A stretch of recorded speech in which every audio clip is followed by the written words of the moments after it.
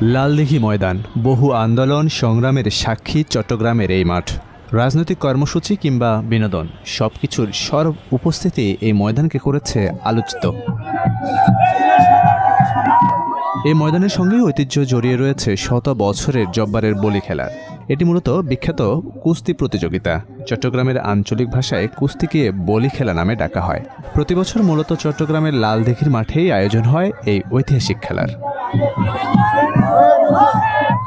1909 সালে প্রথমে প্রতিযোগিতার প্রবর্তন করেন চট্টগ্রামের জমিদার আব্দুল জব্বার সওদাগর, যার নামই বলে দেয় তিনি ছিলেন একজন প্রভাবশালী ও ধনী ব্যক্তি।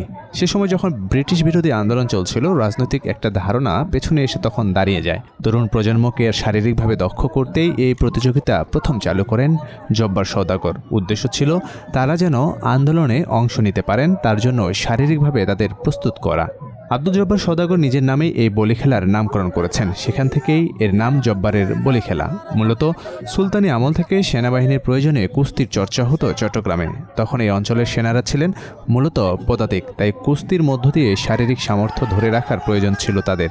এরপর মল্ল সম্প্রদায়ের মানুষজন গ্রামে গ্রামে বৈশাখ মাসে বলি খেলার আয়োজন করতেন। সেই থেকেই এখন পর্যন্ত প্রতি বছর আয়োজন হয়ে আসছে জব্বারের বলি খেলা। এবছর 116তম আসরের জন্য আবারও প্রস্তুত হচ্ছে লালদিঘি ময়দান। 25 এপ্রিল বিকেল 4টায় মঞ্চে লড়বেন বলিরা। এদিকে শেষ সময়ে নানা প্রস্তুতি নিয়ে ব্যস্ত কারিগর ও আয়োজকরা। বলি খেলা ঘিরে 3 দিন ব্যাপী দেশের অন্যতম বড় বৈশাখী মেলার আয়োজন হতে যাচ্ছে। ব্রিটিশ বিরোধী আন্দোলনে বাঙালি যুব সমাজকে একত্রিত করার জন্য, তাদেরকে শারীরিক কসরত শেখানোর জন্য এই খেলার আয়োজন।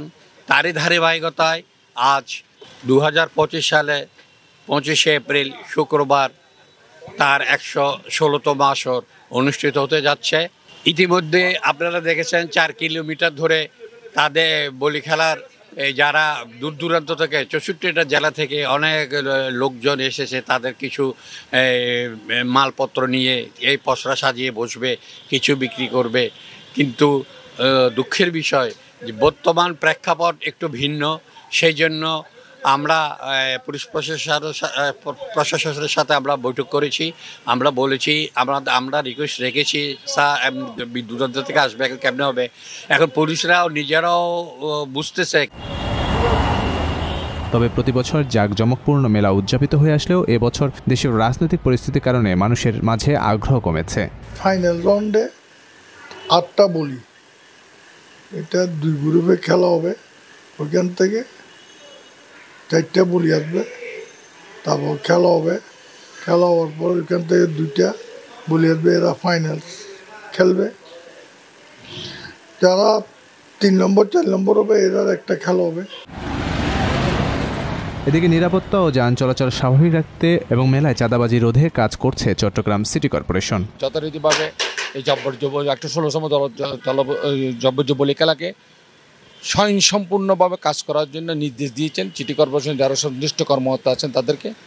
আমরা এর উপলক্ষে মাননীয় মেয়র মহোদয়ের সহযোগিতায় এখানে সর্বোচ্চ কাজগুলি করতে, যথারীতিভাবে লাইটের ব্যবস্থা, এখানে পরিষ্কার পরিচ্ছন্ন এবং পানির ব্যবস্থা মাননীয় মেয়র মহোদয় লজিস্টিক্স সর্বোচ্চ সহযোগিতা দিচ্ছেন। প্রতি বছর নানা মানুষ জব্বারের বলি খেলা দেখতে প্রতীক্ষায় প্রহর গুনেন। খেলা শুরু থেকেই নগরীর লালদিঘি ময়দানে বিভিন্ন বয়সের হাজারো দর্শক জড়ো হয় এদিন। ঢোল বাজনার তালে তালে আর করতালিতে তারা সমর্থন জোগাতে থাকেন প্রিয় বলিদের।